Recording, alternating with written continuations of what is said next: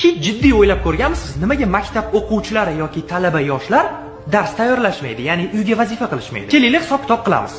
1 yil 365 kun. 1 yilda 52 kun yakshanba kuniga to'g'ri keladi va biz 313 kun bilan qolyapmiz. Hozirgi kunda ta'til, ya'ni kanikullar 85 kun atrofida bo'ladi va bizda 228 kun qoldi. Har kuni o'rtacha odam kamida 8 soat uxlaydi va bu bizni 1 yildagi hayotimizda 122 kunni tashkil qiladi. Minus 122 va bizda 106 kun qoldi. Tabiiy holat, har bir inson bir kunda kamida 1 soat dam olishi kerak va 1 yilda bu 15 kunni tashkil qiladi. Bizda 61 kun qoldi. Gaplashish bu insonga xos xislat. Biz bir kunda u kimdir bilan turib gaplashib qolishimiz mumkin. Telefonda, Telegramda o'tda gaplashib, kamida 1 soat vaqtimizni ketkazamiz va 1 yilda bu ham 15 kunni tashkil qiladi. Bizda 46 kun qoldi. Bayramlar, oilaviy yig'in, biron bir muammo, ko'ngilsizlik yoki xursandchilik, qanaqadir tadbirlar bo'lib qolishi mumkin, to'g'rimi?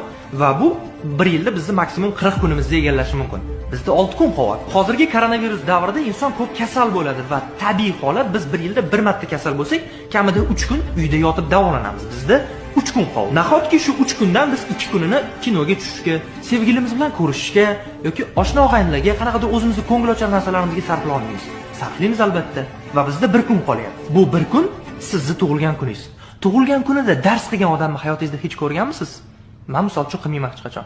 Tak что sizlar vaqtni noto'g'ri taqsimlab bergansizlar. Muammo menda emas. Talabalar like bosib qo'yasizlar.